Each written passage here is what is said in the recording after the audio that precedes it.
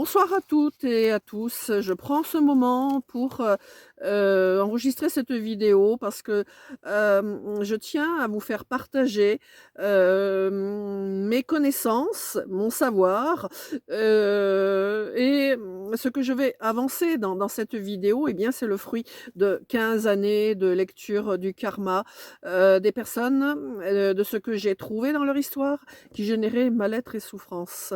Ceci est, bien entendu, le fruit de mes capacités de personne hypersensible, de clairvoyante, de médium, qui est capable de voir les énergies en chacun et ce que les actes et paroles des gens, génèrent comme mal-être. Alors, je peux traduire ces énergies et les informations de l'histoire des personnes qui viennent me voir pour les en libérer. Ce que je vais avancer dans cette vidéo est le fruit de ces années d'accompagnement et du retour au mieux-être après la libération des mémoires, de souffrance de toutes ces personnes qui m'ont fait l'honneur de leur confiance pour aller mieux et seulement cela. Alors, j'ai pris, le temps de noter sur des feuillets tout ce que j'ai à vous dire ce soir pour éviter de partir dans tous les sens parce que mes connaissances, peuvent aller loin et dans plein de directions différentes, donc j'essaye de rester centrée sur le thème, hein, de la guerre et de la course à la possession et pour pas dévier dans différents autres thèmes qui donneraient trop de longueur à cette vidéo.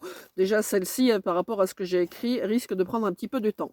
Alors patience et persévérance et vous en saurez un petit peu plus, sur ce thème et la résultante de toutes ces années de quête de vérité, de l'être, de ses capacités à vivre heureux, bien entendu.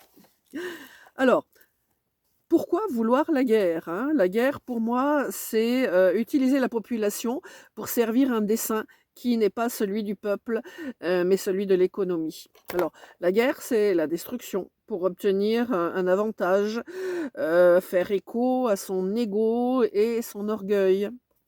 C'est alourdir le karma des décideurs, hein, et celui du collectif humain, bien entendu, qui va détruire et tuer sans en connaître les vraies raisons. Si ce n'est qu'obéir à un pouvoir, celui que l'on a accordé à des personnes persuasives dans leurs propos. Mais leurs propos, sont-ils la vérité? Il faudra encore combien d'incarnations pour vivre et comprendre le mal que l'on fait aux autres et que nous devrons revivre en tant que victimes afin de mieux comprendre notre aspect bourreau. Dans la logique karmique, hein, tout ce que nous faisons aux autres par la souffrance, nous devrons revenir recevoir à notre tour cette souffrance. Nous avons le choix d'arrêter cette répétition karmique en choisissant une autre option, un autre mode d'échange, plutôt gagnant-gagnant que potentiellement gagnant-perdant ou perdant-gagnant, voire perdant-perdant. Sans parler des traumatismes, des rancœurs, des esprits vengeurs, qui vont nourrir l'égrégore collectif. Hein, ce champ vibratoire qui est collecteur des horreurs et émotions négatives, créées par l'humain en guerre et que viendra entretenir et qui viendra entretenir cet état d'esprit chez les générations futures et même, si la paix revient, ce sera un poids sur la conscience qui freinera, eh bien, l'évolution à cause des peurs que cette histoire, ces souvenirs continueront de générer dans le temps. Alors, faire la guerre pour un territoire, pour une raison économique, politique, pour obtenir des contrats économiques alléchants est une ineptie.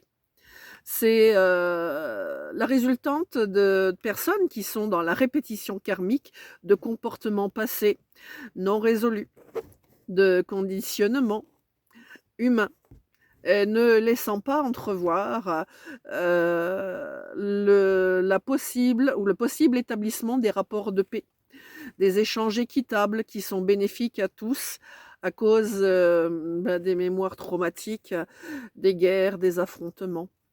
Cette course est perdue pour défendre ses intérêts économiques n'est pas une évolution pour les êtres, hein, sachant, parole de médium, que quand nous quittons ce monde, tout ce que nous avons cumulé en richesse matérielle, nous le laissons derrière nous.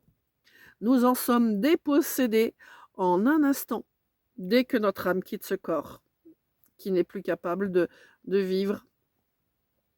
Toutes ces années de dur labeur, hein, de bataille, de combat, de blessures à penser, tout ça pour tout laisser en plan, en un instant, tout perdre. Enfin presque, hein, partir de ce monde allégé de cette ambiance destructrice, allégé de ce combat sans fin pour une illusion de réussite. Eh bien, c'est cela que nous rencontrons, voyons une fois de l'autre côté, et qui nous fait réfléchir un peu tard, en se disant, bah, va falloir revenir pour faire autrement. Alors que cultiver la paix, l'échange équitable, eh bien le gain équilibré où tout un chacun recevra sa part de réussite et de joie d'avoir accompli le juste échange, eh bien la juste action. Tout cela qui nourrit le cœur, hein, qui fait modifier l'être et le rend heureux. Alors, considérer l'autre dans ce qu'il a de meilleur, accepter de changer notre mode de consommation, par exemple, pour produire des échanges équitables, ce qui ne chargera pas le karma des autres et le sien. Ce qui permettra d'évoluer, de faire évoluer son âme, qui, une fois partie de ce monde, emportera la richesse accumulée dans son cœur et qui lui servira à croître lors des futures incarnations vers toujours plus d'amour et de respect du vivant. Alors, si ceux qui veulent la guerre sont aussi ceux qui n'accepteront pas leurs erreurs et leurs torts, et de se remettre en question et travailler cette notion de karma chargée de croyances, de conditionnements, de traumatismes, et donc des mauvaises informations, du bon sens de la vie, ou qui sont devenus tellement dogmatiques que leurs pensées ne peuvent pas se changer. Il est sage, eh bien, de leur recommander de faire la guerre eux-mêmes, avec ceux en face d'eux, qui sont dans la même croyance de réussir en détruisant l'autre. Mais qu'il n'entraîne pas des millions de gens non concernés par cet état d'esprit, dans cette destruction massive pour une cause complètement inadaptée à l'intérêt humain, je dirais à l'intérêt de l'être. Je ne parle pas de l'intérêt économique ou matériel, qui est une fausse raison à mon sens, hein, pour créer des guerres. Parce que le sens de la vie, c'est pas ça.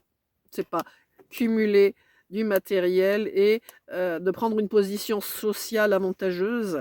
Voilà. Le bon sens de la vie, c'est d'ouvrir le cœur et d'utiliser son intelligence pour se respecter les autres et respecter la vie.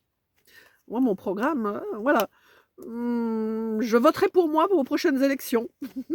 C'est le programme que j'adopte et que je souhaite défendre pour la vie.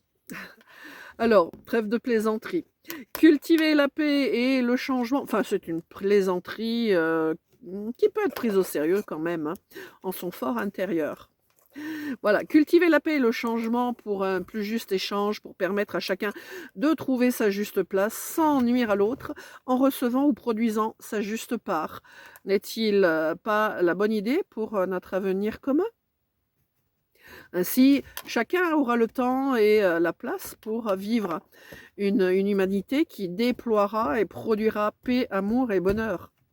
Beau programme, n'est-ce pas ? Car c'est une évidence pour moi qu'il peut y avoir une place pour chacun sur Terre et la juste répartition des valeurs matérielles apportera l'équilibre dans les échanges entre gens, entre personnes. Hein, dénouer son karma, en corriger les erreurs, s'en libérer, c'est un objectif louable. Il faut du courage quand même pour le faire. Des fois, c'est peut-être plus facile de rentrer dans la guerre et la bataille que, d'aller chercher en soi des informations douloureuses, qu'on va peut-être éviter ou, s'asseoir dessus, hein, être dans le déni pour ne pas retraverser ces souffrances qui pourtant sont tellement libératrices et permettent d'accéder à tellement plus de paix et de bonheur et de joie de vivre. C'est une question de choix. La communication qui tient compte des besoins des uns et des autres et d'œuvrer ensemble pour satisfaire chacun me semble être une voie bien plus adaptée que de déclencher destruction et mort humaine dans la violence.